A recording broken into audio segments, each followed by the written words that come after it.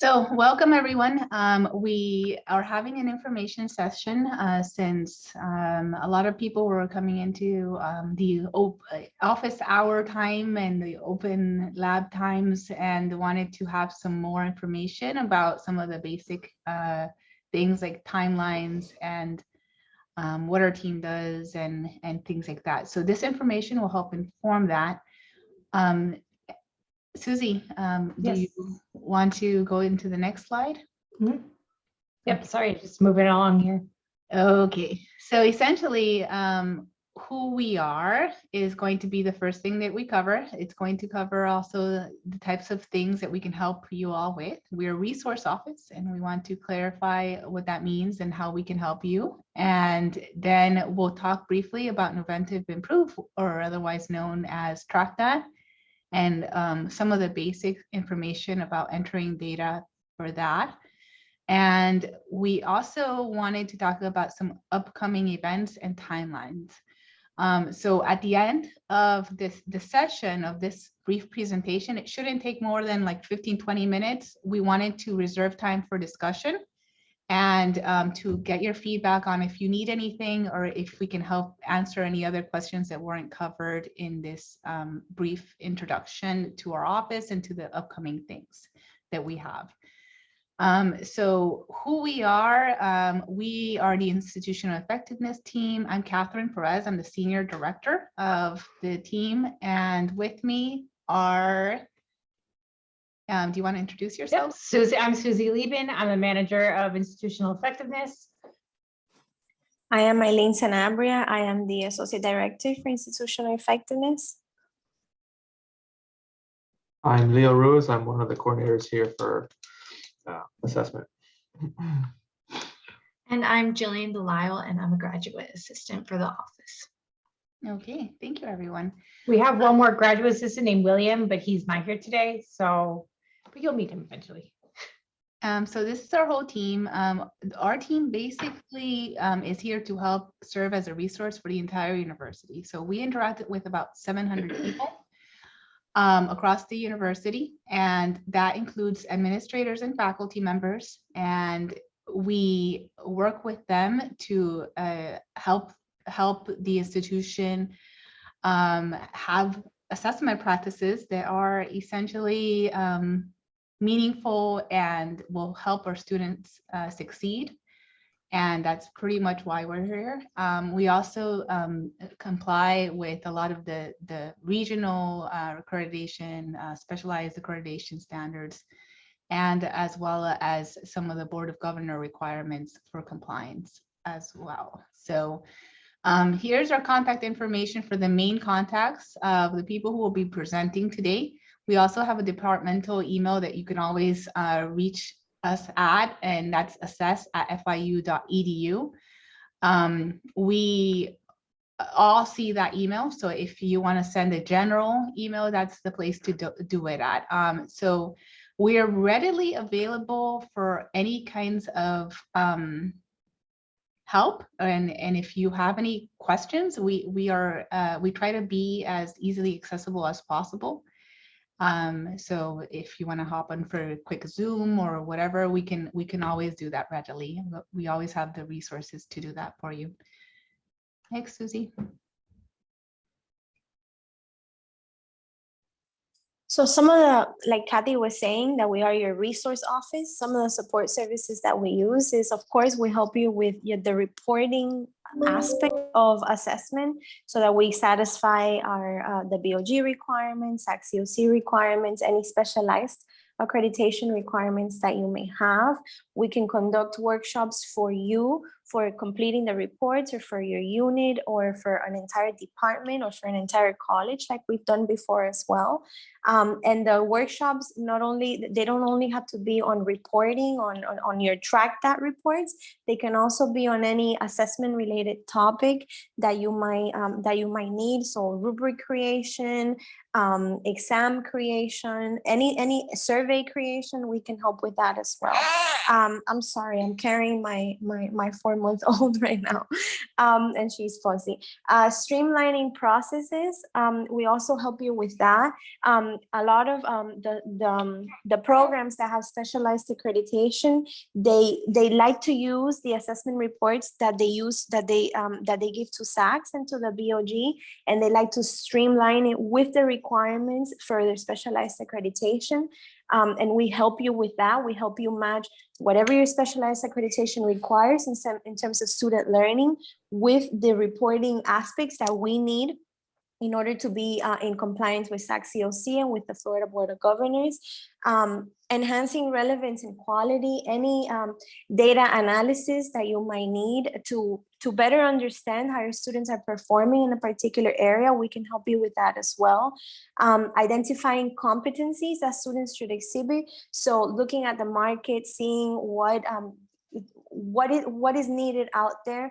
A lot of what's happening right now is employers, and we had a session on this a couple of weeks ago on critical thinking skills. So those are competencies that employers are looking for that students have.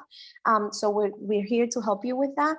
And also, this goes hand in hand with expanding the knowledge. So any tailored workshops that you may need, we can help you with that. We do offer an assessment certificate where you get an assessment badge if you successfully complete it, and it really goes in depth. We're actually redesigning it right now, expanding it a little bit more, and it goes really in depth into how to assess student learning within your program or within your course. It goes into curriculum map, survey creation, rubric creation, and all of that. But if you haven't taken the certificate, we can always offer personalized services to you to meet your needs.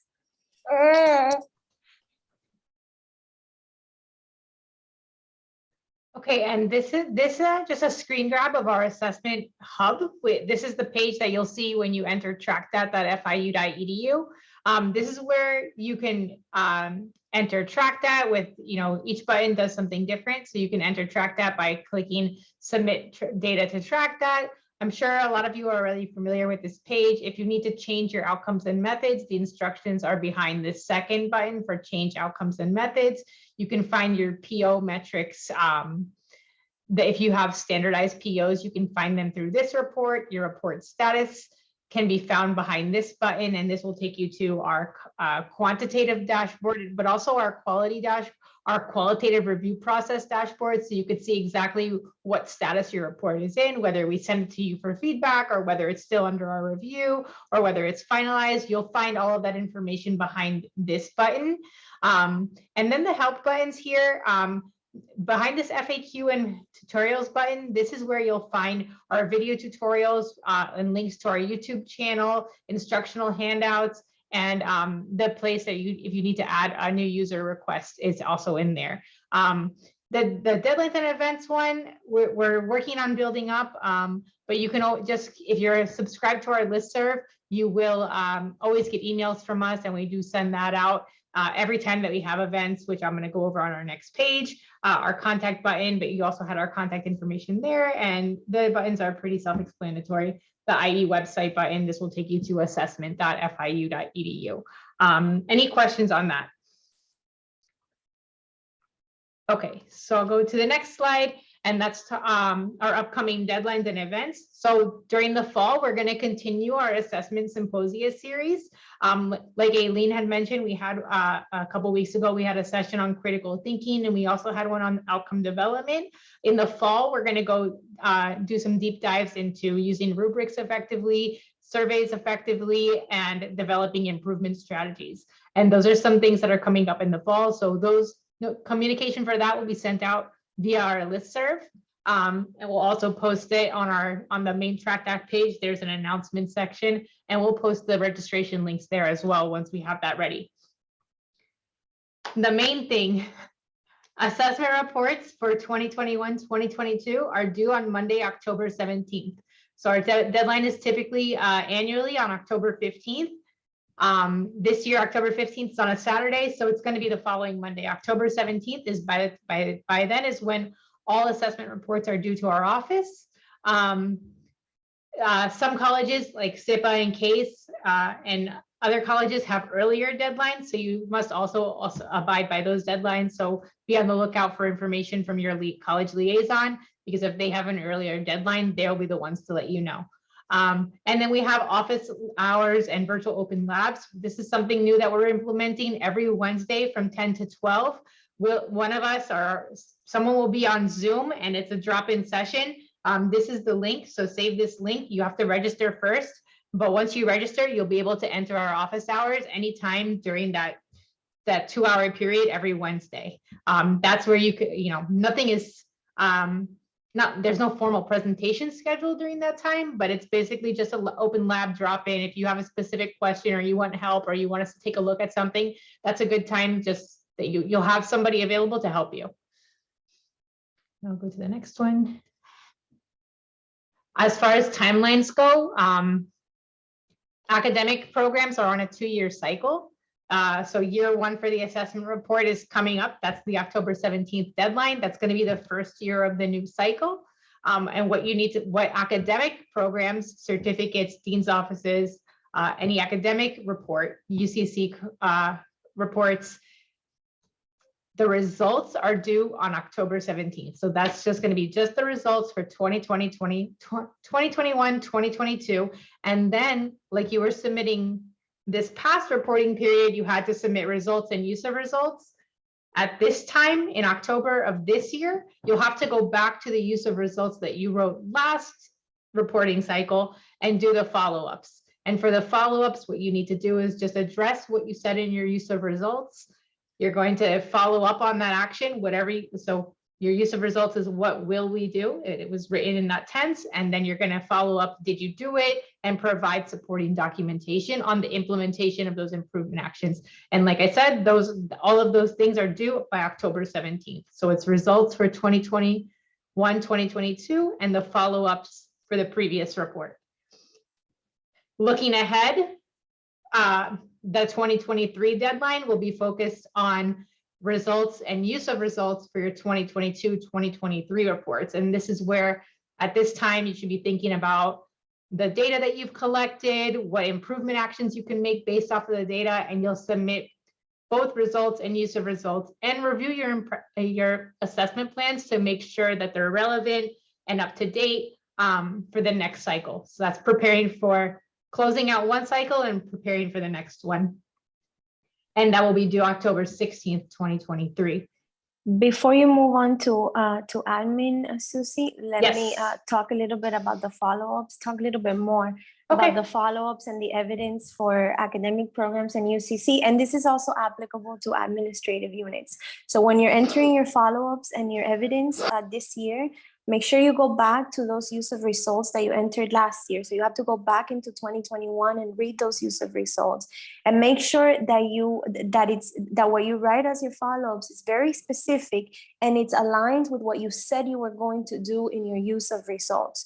Now, if what you said in your use of results was not implemented for whatever reason, use the follow-ups to tell us why that wasn't implemented, what you did instead, and let us know what happened. But basically, we need that seamless writing or write-up from this is what we're going to do in your use of results, in your follow-up. This is how we did it. This is what went on, or we didn't do what we said we were going to do, but we did this instead. And then that's the evidence. But make sure that your follow-up directly talks about what you said you were going to do in your use of results. If you did something totally different, that's fine. You can say it there, but then also go back to what you said in your use of results and say, well, we didn't do this because instead we decided to do this other thing. But we need to make sure that that connection is there. They can't just be two separate things that have nothing to do with each other. Now, in terms of the evidence, some of the evidence that you can provide could be, and it really depends on what you said you were going to do and what you actually implemented, the evidence that you would have. But for example, if you said you were going to provide students with a new resource, if it's on a website Track that doesn't take links to a website. So all you need to do is take a screenshot and then save it as a PDF, and that would be your evidence. If you were having guest speakers for the students, some of our program outcomes have as the user result that you were going to have guest speakers or career fairs for the students. If you have images of those career fairs, that would suffice as your evidence. If you were going to make any changes on syllabi, then that would suffice as your evidence. Now, the other thing for your evidence, if you're uploading a file that is long and the entire thing is not directly related to your follow-up and it's just a part of that file that is related to the follow-up, like for example, it's a syllabus, but you made one change in a particular area of the syllabus that serves as your evidence for that follow-up, please highlight it so that when we open the document, we know exactly where we need to look to see whether that was implemented or not. If you have any questions in terms of, because again, the follow-ups and the evidence are very different depending on what you said you were going to do, send us an email and we can give you ideas on what could constitute as evidence. Minutes from a meeting can be evidence as well. If you gave the students any resources, handouts, any materials, save those as a PDF, and those would be your evidence. Any questions on that? Because that's a big piece that could go back to you as a red line document if we don't see that alignment between what you said you were going to do and what you said you did and the evidence that you provide. No? Okay. Okay, so moving on. Oh, Excuse me. Hi, Susie. I have specific questions, so I'm waiting for the discussion to be over so I can go ahead and show my files to ask my questions. Is that okay?